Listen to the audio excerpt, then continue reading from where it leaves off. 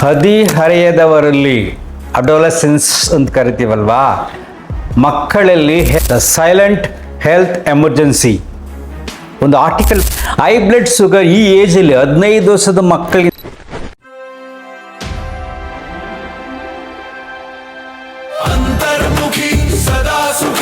ನಮಸ್ಕಾರ ಸ್ನೇಹಿತರೆ. ಹದಿಹರೆಯದವರಲ್ಲಿ ಅಡೋಲಸೆನ್ಸ್ ಅಂತ ಕರಿತೀವಲ್ವಾ, ಮಕ್ಕಳಲ್ಲಿ ಹೆಲ್ತ್ ಎಮರ್ಜೆನ್ಸಿ ಅಂತ, ದ ಸೈಲೆಂಟ್ ಹೆಲ್ತ್ ಎಮರ್ಜೆನ್ಸಿ ಒಂದು ಆರ್ಟಿಕಲ್ ಬಂದಿತ್ತು. ಅದನ್ನು ಬರೆದವ್ರು ಯಾರು ಗೊತ್ತಾ? ICMR ಡೈರೆಕ್ಟರ್ಸ್ ಮತ್ತು ಸೈಂಟಿಸ್ಟ್ ಸುಬ್ಬರಾವ್ ಮತ್ತು ಭಾರತಿ ಕುಲಕರ್ಣಿ ಅಂತ, ನ್ಯಾಷನಲ್ ಇನ್ಸ್ಟಿಟ್ಯೂಟ್ ಆಫ್ ನ್ಯೂಟ್ರಿಷನ್.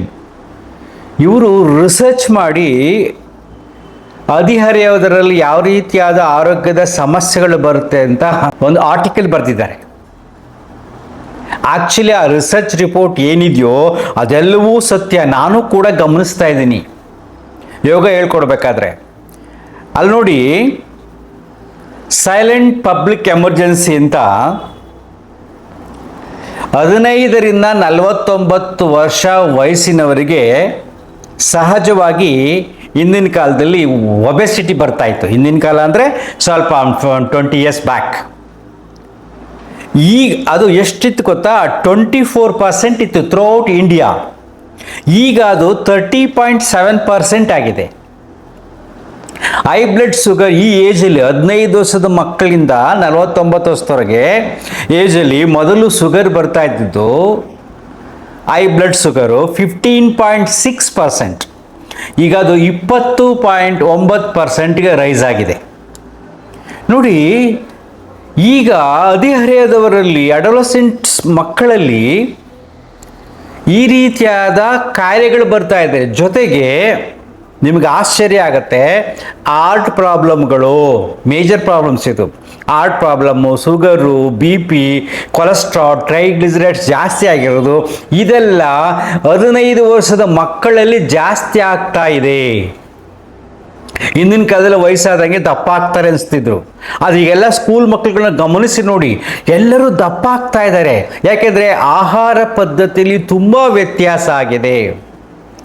ಅಶಿಸ್ತಿನ ಜೀವನ, ತಂದೆ ತಾಯಿಗಳ ಅಶಿಸ್ತಿನ ಜೀವನ ಮಕ್ಕಳ ಮೇಲೆ ಎಫೆಕ್ಟ್ ಆಗ್ತಾ ಇದೆ. ಯಾಕೆಂದರೆ ಮಕ್ಕಳಿಗೆ ಯಾವ ರೀತಿಯಾದ ಆಹಾರವನ್ನು ಯಾವ ವಯಸ್ಸಿನಲ್ಲಿ ಹೇಗೆ ಕೊಡಬೇಕು, ಅವರ ಬೆಳವಣಿಗೆನ ನೋಡಬೇಕು. ಇವ್ರು ದಪ್ಪ ಆಗ್ತಾ ಇದ್ದಾರೆ ಅಂತ ಗೊತ್ತಾದರೆ ಆಹಾರ ಪದ್ಧತಿಯನ್ನು ಬದಲಾಯಿಸಬೇಕು, ದೈಹಿಕ ವ್ಯಾಯಾಮಗಳನ್ನು ಕಲಿಸ್ಬೇಕು, ವ್ಯಾಯಾಮ ಮಾಡಿಸ್ಬೇಕು. ಇದೆಲ್ಲವನ್ನು ಮಾಡೋಕ್ಕೆ ತುಂಬ ಜನ ಅಪ್ಪ ಅಮ್ಮಂದರಿಗೆ ಟೈಮ್ ಇಲ್ಲ, ಅದ್ರ ಬಗ್ಗೆ ಅವೇರ್ನೆಸ್ ಇಲ್ಲ. ಅವರೇ ಚೆನ್ನಾಗಿ ತಿಂದು ದಪ್ಪ ಆಗ್ಬಿಟ್ಟಿರ್ತಾರೆ. ಸೊ ಮಕ್ಕಳು, ನಾವು ಕಷ್ಟಪಡ್ತಾ ಇದ್ವಿ ಹಿಂದಿನ ಕಾಲದಲ್ಲಿ, ನನ್ನ ಮಕ್ಕಳುಗಳು ಚೆನ್ನಾಗಿರಬೇಕು ಅಂತ ಅವ್ರು ಕೇಳಿದ್ದೆಲ್ಲ ಕೊಡಿಸ್ತಾ ಇರ್ತಾರೆ. ಸೊ ಫುಡ್ ಡಿಸಿಪ್ಲಿನ್ ಇಲ್ಲ. ಯಾವ್ಯಾವ ಆಹಾರವನ್ನು ಕೊಡಬೇಕು, ಯಾವ್ಯಾವುದು ಕೆಟ್ಟದು ಅನ್ನೋತಕ್ಕಂಥ ಅರಿವು ಪೇರೆಂಟ್ಸಲ್ಲಿ ಕಡಿಮೆ ಆಗಿದೆ. ಅದಕ್ಕೇನಾಗ್ತಾರೆ, ಮಕ್ಕಳು ಕೇಳಿದ್ದೆಲ್ಲ ಕೊಡ್ತಾರೆ. ಮತ್ತು ಮಾಡ್ರನ್ ಸ್ಕೂಲ್ಗಳಲ್ಲಿ ಲಂಚ್ ಬಾಕ್ಸ್ಗೆ ಏನು ಕೊಡಬೇಕು ಅಂತ ಗೊತ್ತಿಲ್ಲ. ತರಕಾರಿ ಕೊಡಬೇಕಾ, ಹಣ್ಣು ಹಂಪಲುಗಳನ್ನು ಕೊಡಬೇಕಾ, ಯಾವ ರೀತಿ ಬ್ಯಾಲೆನ್ಸ್ ಮಾಡಬೇಕು, ಬ್ಯಾಲೆನ್ಸ್ ಡೈಟ್ ಬಗ್ಗೆ ಗೊತ್ತಿಲ್ಲ. ಸಡನ್ನಾಗಿ ಅರ್ಜೆಂಟ್ ಹೋಗ್ಬೇಕು, ಬೇಕ್ರಿ ಐಟಮ್ಸು, ಬಿಸ್ಕೆಟ್ಸು, ಅದು ಇದು ಹಾಕಿ ಕೊಟ್ಬಿಡೋದು. ಸ್ಕೂಲ್ಗಳಲ್ಲೂ ಕೂಡ ಏನು ಮಾಡ್ತಿದ್ದಾರೆ, ಗಮನ ಹರಿಸೋದಿಲ್ಲ. ಮಧ್ಯಾಹ್ನ ಫುಲ್ ಲಂಚ್ ಬರ್ತಾರೆ, ಕೆಲವು ಬ್ರೇಕ್ಫಾಸ್ಟ್ ಕೂಡ ತೊಗೊಂಡ್ಬರ್ತಾರೆ. ಈ ಮಕ್ಕಳ ಆರೋಗ್ಯ ತುಂಬ ಮುಖ್ಯ ಅಂತ ಮಕ್ಕಳ ಕಡೆ ಸ್ಕೂಲಲ್ಲಿ ಗಮನ ಹರಿಸ್ತಾ ಇಲ್ಲ ಆರೋಗ್ಯದ ಬಗ್ಗೆ. ಅಲ್ಲಿ ಒಂದು ಸಬ್ಜೆಕ್ಟ್ನೇ ಮಾಡಬೇಕು ಹೆಲ್ತ್ ಇಶ್ಯೂ ಬಗ್ಗೆ.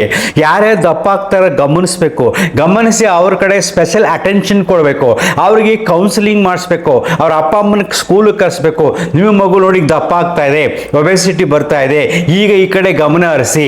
ನ್ಯೂಟ್ರಿಷನ್ಸ್ ನಿಮ್ಮ ಮನೇಲಿ ಏನೇನು ಯಾವ ರೀತಿ ಆಹಾರವನ್ನು ಮಕ್ಕಳಿಗೆ ಕೊಡ್ತಾ ಇದ್ದೀರಾ, ಅದನ್ನು ಹೇಗೆ ಬದಲಾವಣೆ ಮಾಡ್ಕೋಬೇಕು ಅಂತ ಸ್ಕೂಲ್ ಕಡೆಯಿಂದ ಹೇಳಿಸ್ಬೇಕು. ಆ ರೀತಿಯಾಗಿದೆ.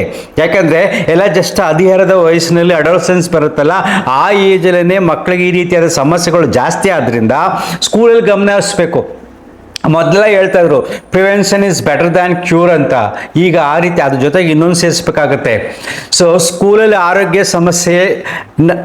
ಸಮಸ್ಯೆ ಹದಗೆಡ್ತಾ ಇದೆ, ಅದರಿಂದ ಹಾಸ್ಪಿಟಲ್ಗೆ ಹೋಗ್ತಾ ಇದ್ದಾರೆ. So prevention in the school can control the hospitalisation ಅಂತ ಹೇಳಬೇಕಾಗುತ್ತೆ. ಇವಾಗ ಆ ರೀತಿ ಆಗ್ತದೆ, ಸ್ಕೂಲಿಂದ ಮಕ್ಕಳಿಗೆ ಬರ್ತಾ ಇರೋದು. ನಾವು it's very very important point. ನೀವು ಗಮನ ಹರಿಸಿ ನೋಡಿ, ಇಲ್ಲಿ ಎಷ್ಟು ಚೆನ್ನಾಗಿ ಎಕ್ಸ್ಪ್ಲೈನ್ ಮಾಡಿದೆ ಇನ್ ಡೀಟೇಲ್ಸ್ ಅಂತ. ನೀವು ಶಾಲೆಯಲ್ಲಿ ಈ ರಿಸರ್ಚ್ ರಿಪೋರ್ಟ್ ಮಾಡಿರೋದು, ಶಾಲೆಗಳಲ್ಲಿ ಡಯಟ್ ಚಾರ್ಟ್ನ ಮಕ್ಕಳಿಗೆ ಕಂಪಲ್ಸರಿಯಾಗಿ ನಾವು ಹೋಮ್ವರ್ಕ್ ಕೊಡ್ತೀವಲ್ಲ ಆ ರೀತಿ ಕೊಡಬೇಕು. ಅದ್ರ ಬಗ್ಗೆ ಆಹಾರ ಪದ್ಧತಿಗಳ ಬಗ್ಗೆ ಎಕ್ಸ್ಪ್ಲೈನ್ ಮಾಡಬೇಕು. ಯಾವ್ಯಾವ್ದಾದ್ರು ಎಕ್ಸ್ಟ್ರಾ ಫ್ಯಾಟ್ ಇರುತ್ತೆ, ಏನು ನೀವು ಮಾಡ್ತಾ ಇದ್ದೀರಿ, ಹೇಗೆ ಕರಗಿಸ್ತಾ ಇದ್ದೀರಿ ಅಂತಕ್ಕಂಥ ಒಂದು ಪರ್ಟಿಕ್ಯುಲರ್ ಸಬ್ಜೆಕ್ಟ್ ಮಾಡಿ ಅದನ್ನು ಫಾಲೋ ಅಪ್ ಮಾಡಬೇಕು. ಒಂದು ಅದ್ಭುತವಾದ ಆರ್ಟಿಕಲ್ ಅದು. ನಿಮಗೆ ಒಂದು ಗಮನ ಹರಿಸ್ತೀನಿ, ಈಗ ಪೇರೆಂಟ್ಸ್ಗೆ ಯಾರು ಈ ವಿಡಿಯೋ ನೋಡ್ತಾ ಇದ್ದೀರಾ ನೋಡ್ರಿ, ನನ್ನ ಜೀವನ ಅನುಭವದಲ್ಲಿ ನಾನು ಈಗಿನ ಕಾಲದ ಮಕ್ಕಳನ್ನು ನೋಡ್ತಾ ಇದ್ದೀನಿ. 40 ವರ್ಷಗಳಿಂದ ಯೋಗ ಹೇಳ್ಕೊಡ್ತಾ ಇದ್ದೀನಿ. ಈಗಿನ ಕಾಲದ ಮಕ್ಕಳಿಗೆ ಕಾನ್ಸಂಟ್ರೇಷನ್ನೇ ಇಲ್ಲ, ಅವೇರ್ನೆಸ್ಸೇ ಇಲ್ಲ, ಹೆಲ್ತ್ ಡಿಸಿಪ್ಲಿನೇ ಇಲ್ಲ.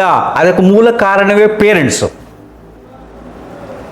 ಯಾಕೆ ಗೊತ್ತಾ, ಅವ್ರು ಹೇಳ್ಕೊಡೋದಿಲ್ಲ ಮಕ್ಳುಗಳಿಗೆ, ಎಲ್ಲ ಡುಮ್ ಆಗ್ತಾ ಇರ್ತಾರೆ. ಕೆಲವು ಮಕ್ಕಳು ಸ್ಕೂಲ್ಗೆ ಬರ್ತಾರೆ ಯೋಗ ಕ್ಲಾಸ್ಗೆ, ಅವ್ರು ನೋಡಬೇಕು ಕಾನ್ಸಂಟ್ರೇಷನ್ನೇ ಇಲ್ಲ. ನಾನು ಹೇಳ್ತಾ ಇರ್ತೀನಿ, ನಿಮ್ಮ ಮಗು ಯೋಗ ಕ್ಲಾಸಿಗೆ ಸೇರಿಸಿದ್ರೆ ಜೊತೆನಲ್ಲಿ ನೀವು ಬನ್ನಿ 3 ತಿಂಗಳು 6 ತಿಂಗಳು, ಆಗ ಮಗು ನೀವು ಜೊತೆಲಿ ಇರ್ತೀರಾ, ಚೆನ್ನಾಗಿ ಕಲಿಯುತ್ತೆ. ಆಮೇಲೆ ಬೇಕಾದ್ರೆ ನೀವು ಹೋಗಿನಲ್ಲ. ಅವ್ರೇನು ಮಾಡ್ತಾ ಇರ್ತಾರೆ, ಸ್ಕೂಲ್ ತಂದು ಮಗು ಸ್ವಲ್ಪ ಡುಮ್ಮಕ್ಕೆ ತಂದು ಯೋಗ ಕ್ಲಾಸ್ ಸೇರಿಸ್ಬಿಡೋದು. ಅವ್ರು ಮಾತ್ರ ಏನು ಇಷ್ಟು ದಪ್ಪ ಹೊಟ್ಟೆ ಹಾಕೊಂಡು ಬರೋದು ಕರ್ಕೊಂಡು ಹೋಗೋಕ್ಕೆ. ಅಶಿಸ್ತಿನ ಬದುಕು ಹೀಗಾಗಿದೆ. ಸೊ ನೆಕ್ಸ್ಟ್ ನಾನು ಇಂಪಾರ್ಟೆಂಟ್ ಪಾಯಿಂಟ್ ಹೇಳ್ತೀನಿ, ಈ ವಿಡಿಯೋ ನೋಡೋರು ದಯವಿಟ್ಟು ಅರ್ಥ ಮಾಡ್ಕೊಳ್ಳಿ. ನಿಮ್ಮ ಮಗುನು ದಿನ ದಪ್ಪ ಆಗ್ತಾ ಇದ್ರೆ, ಇಫ್ ಲೆಂತ್ ಅಂದ ಬೆಲ್ಟ್ ಶಾರ್ಟ್ ಅಂದ ಲೈಫ್ ಅಂತ ಹಳೇ ಗಾದೆ ಇದು. ಬೆಲ್ಟ್ ದೊಡ್ಡದಾದಷ್ಟು ಆಯಸ್ ಕಡಿಮೆ ಆಗುತ್ತೆ ಅಂತ. ನಿಮ್ಮ ಮಗು ದೊಡ್ಡದಾಗ್ತಾ ಬಂದಾಗ ಇಮ್ಮಿಡಿಯೇಟಾಗಿ ಅಲ್ಲಿ ಗಮನ ಹರಿಸಿ ಏನು ಮಾಡಬೇಕು, ನೀವು ಹೊರಗಡೆ ವಾಕಿಂಗ್ ಕರ್ಕೊಂಡೋಗಿ. ಆಗಲಿಲ್ವಾ ಮನೆಯಲ್ಲಿ ಯೋಗ ಮಾಡ್ಸಕ್ಕೆ ನಿಮ್ಮ ಕೈಲಿ ಆಗಿಲ್ವಾ, ಈಗ ಆನ್ಲೈನ್ ಯೋಗ ಕ್ಲಾಸ್ಗೆ ಎಲ್ಲ ಕಡೆ ಬೇಕಾದಷ್ಟಿದೆ, ಅದು ಜಾಯಿನ್ ಆಗಿ ಮನೇಲಿ 6 to 7 ಯೋಗ ಕಂಪಲ್ಸರಿ. ಒಂದು 20-30 ಸೂರ್ಯ ನಮಸ್ಕಾರ ಆಸನಗಳು ನೀನು ಮಾಡಲೇಬೇಕು, ಬೆವರು ಸುರಿಲೇಬೇಕು. ಆಮೇಲೆ ಉಳಿದ ಕೆಲಸ 7 o'clock ಆಗುತ್ತೆ, ಇಮ್ಮಿಡಿಯೇಟ್ ಸ್ಕೂಲ್ ರೆಡಿಯಾಗಿ ಹೋದ್ರಾಯ್ತು. ಮನೆಯಲ್ಲೇ ಮಾಡಿಸ್ಬೇಕು ಅಂದರೆ, ನಿಮ್ಗೆ ಹೊರಗಡೆ ಆಗಲಿಲ್ಲ, ಟೈಮ್ ಸಾಲಲ್ಲ ಅಂದರೆ ಏನಾದರೂ ಆಗಲಿ ತಿಂದದ್ದು ಕರಗಬೇಕು. Simple formula, input is equal to output ಮನೆಯಲ್ಲಿ. ಎರಡನೇ ಪಾಯಿಂಟು ನೋಡಿ ಎಷ್ಟು ಸರಳವಾಗಿದೆ ಅಂದರೆ, ತರಕಾರಿಗಳು, ಹಣ್ಣು ಹಂಪಲಗಳು, ಇದು ದೊಡ್ಡ ವಿದ್ಯೆನಾ. ತರಕಾರಿಗಳು, ಹಣ್ಣು ಹಂಪಲುಗಳನ್ನು ಹೆಚ್ಚಾಗಿ ಮಕ್ಕಳಿಗೆ ತಿನ್ನಲು ಕಲಿಸಬೇಕು. ಹಾಲಿನ ಉತ್ಪನ್ನಗಳು, ತುಪ್ಪ, ಮೊಸರು ಇದನ್ನು ಉಪಯೋಗಿಸ್ಬೇಕು.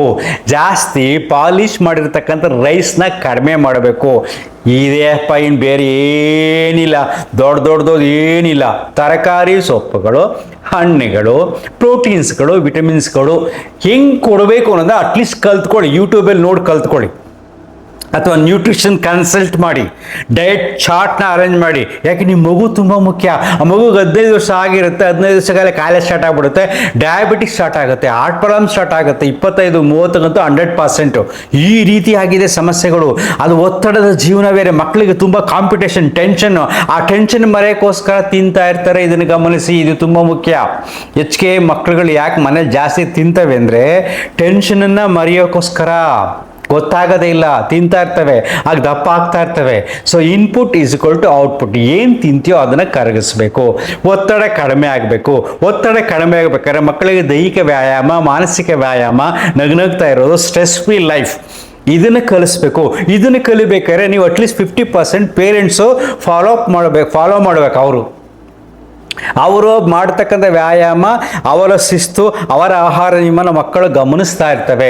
ಅದನ್ನು ನೋಡ್ಕೊಂಡೇ ಬೆಳೀತಾ ಇರ್ತವೆ. ನಿಮ್ಮಲ್ಲೊಂದು ಮೋಹ ಇರುತ್ತೆ. ಶ್ರೀಮಂತರು ಅಂದರೆ ಚೆನ್ನಾಗಿ ತಿನ್ನಬೇಕು ಅಂತ.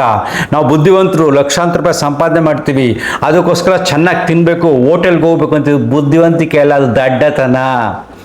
ಹಣ ಬುದ್ಧಿವಂತಿಕೆಯನ್ನು ಕೊಡಲ್ಲ, ಆರೋಗ್ಯ ಬುದ್ಧಿವಂತಿಕೆಯನ್ನು ಕೊಡೋದು. ಆರೋಗ್ಯ ಎಷ್ಟು ಮುಖ್ಯ ಅನ್ನೋದು ತುಂಬ ಜನ ನೀವು ಗಮನಿಸಿ ನೋಡ್ಬೇಕು. ಆಸ್ಪತ್ರೆಗೆ ಹೋಗಿ ಎಲ್ಲ ಆಸ್ಪತ್ರೆಗಳು ತುಂಬಿರ್ತವೆ. ನಾವು ಅನ್ಕೊಂಡ್ಬಿಡ್ತೀವಿ ನಾವು ಶ್ರೀಮಂತರು, ನಾವು ಬುದ್ಧಿವಂತರು, ಲಕ್ಷಾಂತರ ರೂಪಾಯಿ ಸಂಬಳ ಬರುತ್ತೆ ನಮಗೆ ಅಂತ. ನೀವು ಬುದ್ಧಿವಂತರಲ್ಲ, ನೀವು ದೊಡ್ಡರು. ಈ ಸ್ಥಪ ಹೊಟ್ಟೆ ಹಾಕ್ಕೊಂಡು 2 ಲಕ್ಷ ಸಂಬಳ ತಗೊಂಡ್ರೆ ನೀವು ಬುದ್ಧಿವಂತ ಅಲ್ಲ. ಹಣ ಈಗ ಎಷ್ಟೋ ಜನ ವಿದ್ಯೆ ಇಲ್ದವರು ಬೇಕಾದ್ರೆ ಸಂಪಾದನೆ ಮಾಡ್ತಾರೆ. ಹಣ ಸಂಪಾದನೆ ಮಾಡೋದು ಬುದ್ಧಿವಂತನ ಲಕ್ಷಣ ಅಲ್ಲ. ಬುದ್ಧಿವಂತನ ಲಕ್ಷಣ ಯಾವುದನ್ನು, ಯಾವ ಶ್ರೀಮಂತಿಕೆಯನ್ನು ಯಾವ ಕಾಲಕ್ಕೆ ತಕ್ಕಾಗೆ ಉಪಯೋಗಿಸಬೇಕು.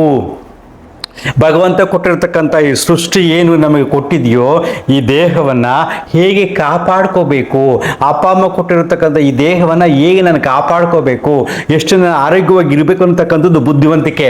ಹಣ ಗಳಿಸುವುದೇ ಬುದ್ಧಿವಂತಿಕೆ ಅಲ್ಲ.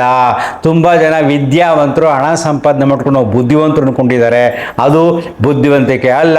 ಈ ದಿಸಿನಲ್ಲಿ ಚಿಂತನೆ ಮಾಡಿ. ಈಗಿನ ಹದಿಹರೆಯದವರಲ್ಲಿ ಜಾಸ್ತಿ ಆರೋಗ್ಯ ಸಮಸ್ಯೆಗಳು, ಡಯಾಬಿಟಿಕ್ಕು, BP, ಹಾರ್ಟ್ ಪ್ರಾಬ್ಲಮ್ ಜಾಸ್ತಿ ಆಗ್ತಾ ಇದೆ. ಅದ್ರ ಬಗ್ಗೆ ICMR ಅಲ್ಲಿ ರಿಸರ್ಚ್ ಮಾಡಿದರೆ ಗಮನ ಹರಿಸಿ ಎಚ್ಚರಿಕೆ ಅಂತೀರಿ. Thank you. ಅಂತರ್ಮುಖಿ ಸದಾ ಸುಖಿ. ನಮಸ್ಕಾರ.